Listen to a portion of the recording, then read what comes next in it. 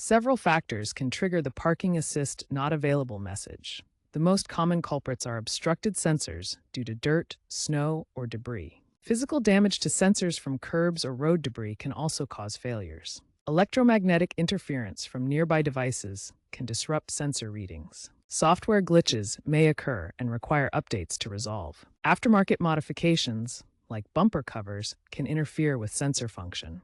Identifying the cause is the first step to fixing the problem. Before diving into complex solutions, start with the basics. Thoroughly clean all 12 ultrasonic sensors around your Model 3.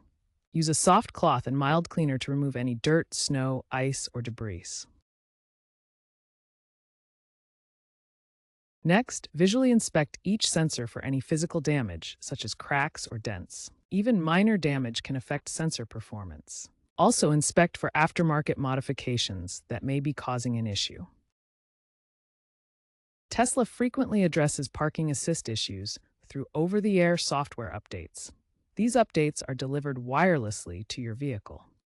The update process starts with Tesla uploading new software to the cloud.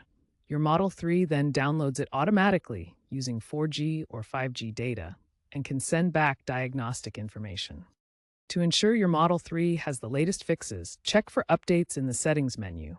Navigate to the Software section and install any available updates.